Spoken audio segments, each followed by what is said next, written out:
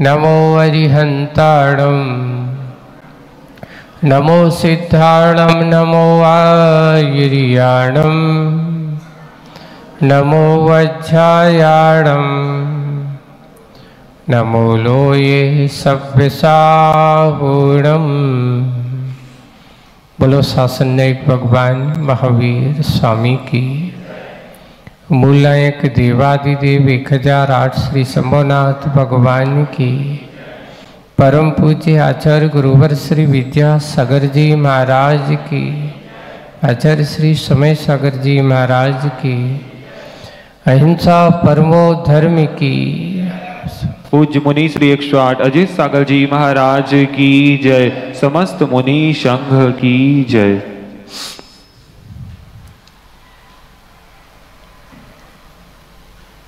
जीवन की शुरुआत जन्म से होती है और समापन मृत्यु से होता है।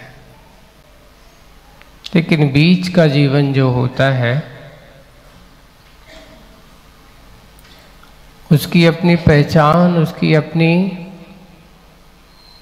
जीने का उद्देश्य बताने वाला होता है।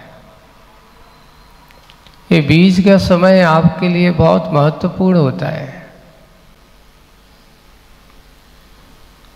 आज का दिन जो है नेमिनाथ भगवान को स्मरण अपन कर रहे हैं। नेमिनाथ भगवान का आज का दिन जन्म का दिन है। सबसे पहले कौन सा दिन है? जन्म का दिन है। और आज का ही दिन एक सच्ची दिशा निर्धारित करने का दिन भी है, जिसका नाम वैराग्य दिवस भी कहा जाता है, दीक्षा दिवस भी कहा जाता है। आचार्य श्री को आज का दिन बहुत बड़ा पसंद था। आज का दिन कितना बहुत पसंद था उन्हें। आज के दिन आचार्य श्री ने सबसे पहले कुंडलपुर में दीक्षा हुई थी आरिकाओं की। प्रशांतमती, पूर्णमती आदि ऐसी करीब करीब 8-9 आरिकाओं की दीक्षा हुई थी। पर उसके बाद 2004 में एक नहीं कितने मुनि दीक्षाएं पूरी की पूरी 24 मुनिराजों की दीक्षा हुई थी देवोदय तिलवारा में। यानी कर्म का सही संयोग अपने आप के जीवन को सही दिशा में ले जाने का दिन। सबसे पहले उन नेमिनाथ भगवान के बारे में आप लोगों ने तो सुना ही है। आचार्य श्री कहते हैं नेमिनाथ भगवान का इतिहास पढ़ते हैं तो पता चलता है कि एक रागी वैरागी कैसे बनता है। राग से वैराग की यात्रा कैसे होती है। जो पंक्ति पढ़ते हो, जीवन के किसी भी पल में वैराग उपज सकता है। पर बंधुओं, वैराग के लिए ऐसा निमित्त मिल गया है। ऐसा निमित्त कहाँ रागी बनने जा रहे थे, बारात लेके चले हैं, है ना। लेकिन बारात काय में बदल गई।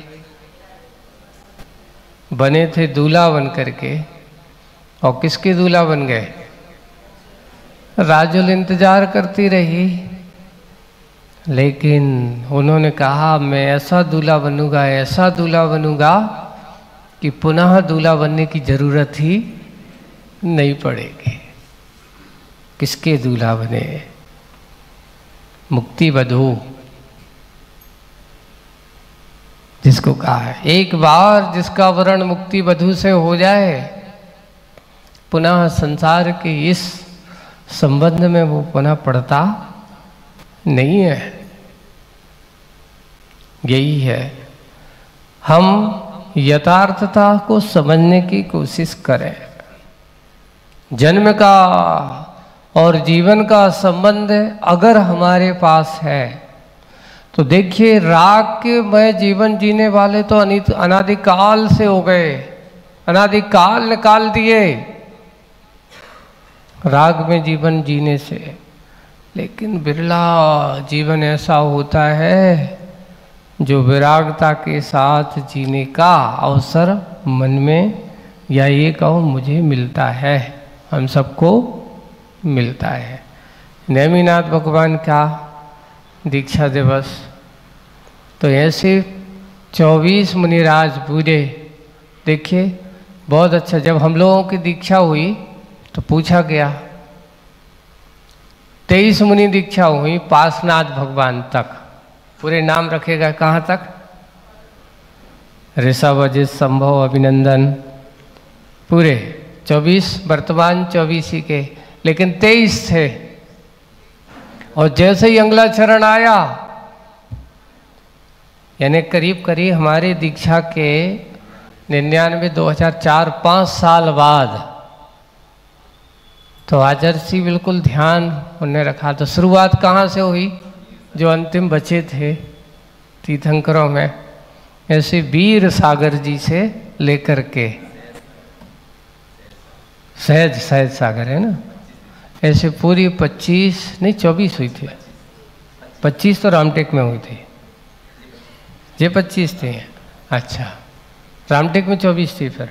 अच्छा, तो ऐसे 25 मुनि दीक्षाएं हुई थी, एक तीर्थंकर और 24 और ऐसे नाम वीर, धीर, क्षीर, ऐसा ना कुछ आचार्य ने उस समय नामकरण किए थे। तो ऐसे मुनिराजों का आज दीक्षा दिवस भी है। यानी मनुष्य जीवन की सबसे उत्कृष्ट स्थिति, परिस्थिति अगर कोई है तो संयम को स्वीकार करने में है।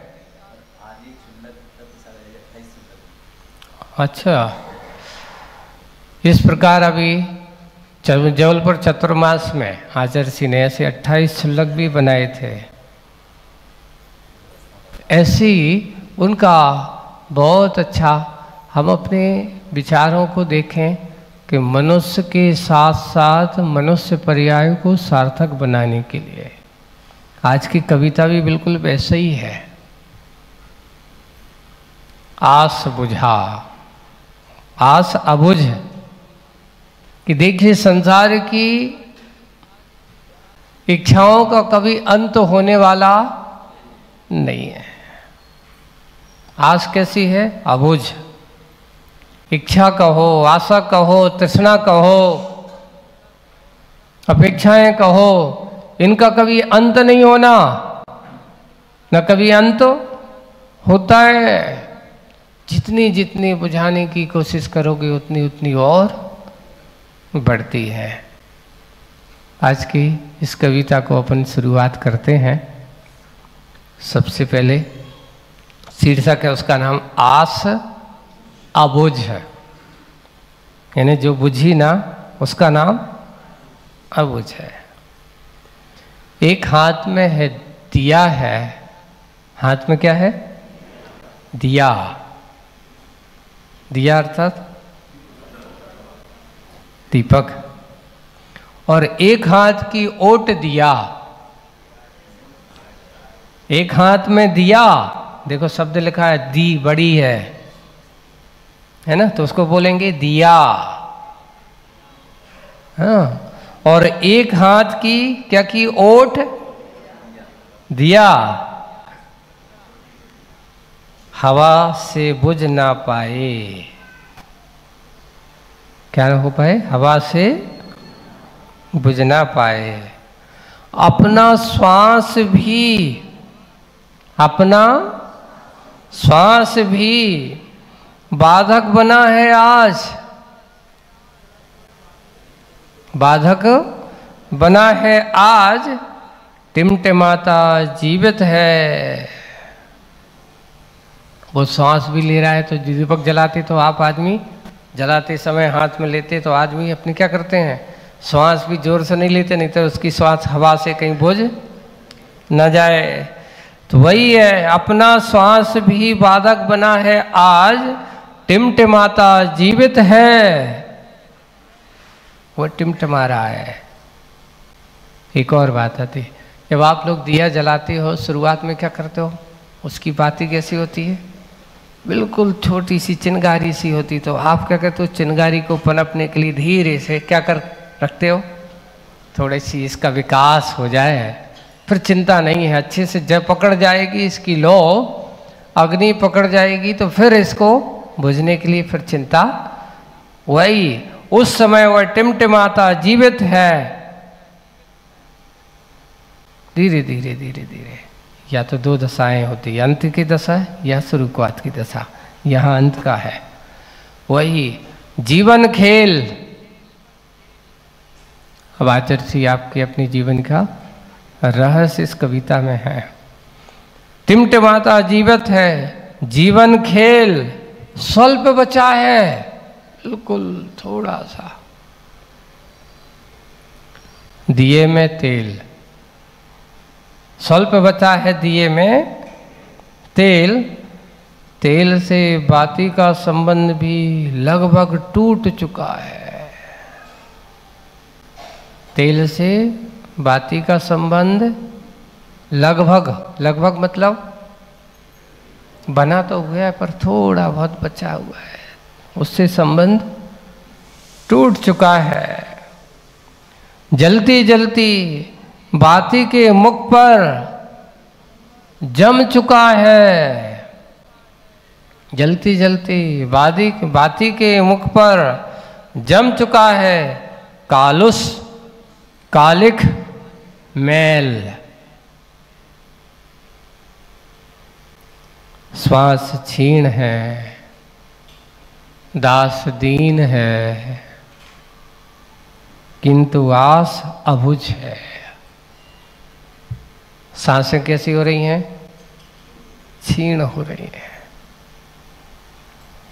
आस कैसी है, श्वास क्षीण हो रही हैं। अब दास दीन बना, अब तो क्या करें, अब तो हमारा अंत समय आ गया, रोने धोना चालू हो जाता है, अब क्या करेंगे, अब तो हम मर जाएंगे, ऐसा हुआ है। दास दीन है किंतु आस अभी भी अबुझ। नित नवीन प्रभु दर्शन की कब हो मेल, कब हो मेल। किसको, ऐसा हुआ है, मन में विचार कर रहा है प्रभु के दर्शन, हे भगवान अब मुझे आपके दर्शन होंगे कि नहीं होंगे, पता नहीं, यहाँ से जाऊंगा कौन सी गति में जाऊंगा। कभी ऐसा सोचा आपने, चिंतन किया, ऐसा किया कि मुझे ऐसे पुनः दर्शन मिलेंगे, ऐसे आपकी पूजन करने का अवसर मिलेगा, मुझे ऐसी आपकी पूजन करने का सौभाग्य अगले भाव में मिलेगा, आपके अभिषेक करने का मुझे सौभाग्य मिलेगा। अरे भाई पता नहीं, यहाँ से जाने के बाद अगले भाव में गए भी तो वहाँ पूजन करने का सौभाग्य की भाव जगेंगे कि नहीं। देखिए, जहाँ जिस पर्याय में यह जीव जाता है उस पर्याय की ही स्थिति में, परिस्थिति में यह जीव व्यस्त हो जाता है। इसके परिणाम भी वैसे ही हो जाते हैं।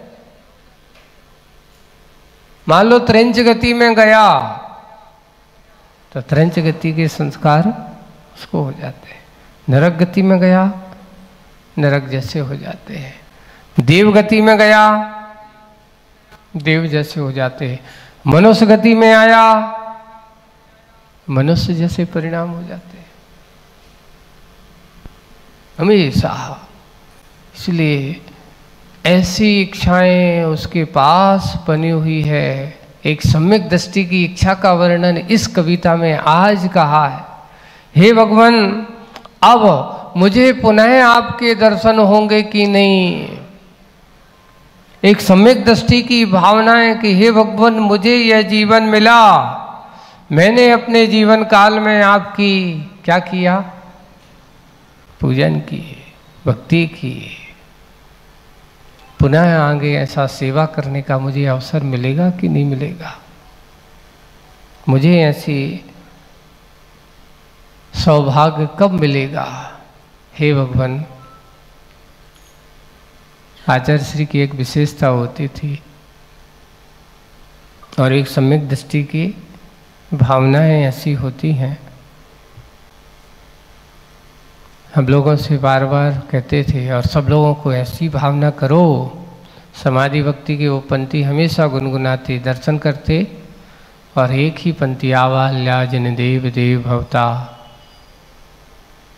ऐसी पंक्ति को, हे भगवान मुझे इस भाव में नहीं, कब तक, यावन निर्वाण संप्राप्ति, जब तक मुझे निर्वाण सुख की प्राप्ति ना हो जाए तब तक मुझे ऐसे ही भगवान आपकी सेवा दर्शन करने का क्या मिले, दर्शन पूजन, आपका नाम स्मरण।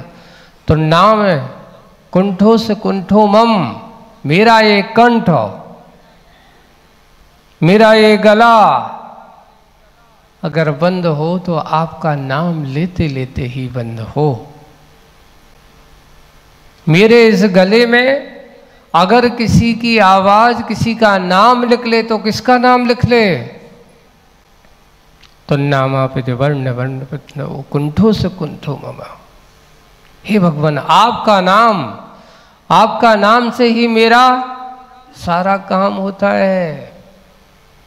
मुझे और दूसरों के नाम की जरूरत नहीं है, मुझे तो आपके नाम मेरे इस कंठ पे सदा बना रहे हैं। ऐसा सम्यक दृष्टि सोचा करता है। वही कि श्वासें बिल्कुल कैसी हो गई हैं, क्षीण हो चुकी हैं, दास दीन है, कालुस बिल्कुल जल जल करके राह बाती होती, जब जल जाती है तो वो उसकी कालिक कहाँ, दिए के ऊपर चिपक जाती है। श्वास क्षीण हो चुकी, किंतु आस अबुझ है नित नवीन, हमेशा नए नए सम्यक दृष्टि की आशा और एक संसारी मोही की आशा में बहुत अंतर है। सम्यक दृष्टि की आशा कैसी होती है, तो सम्यक दृष्टि की आशा होती है कि हे भगवान मुझे आपके दर्शन हो, मैं आपकी पूजन करूं, मैं निरंतर आपके दर्शन करूं, गुरु महाराज की शरण सन्निधि में बैठ करके कुछ अपना आत्म कल्याण का अभाव करूं। ये सम्यक दृष्टि की भावना होती है।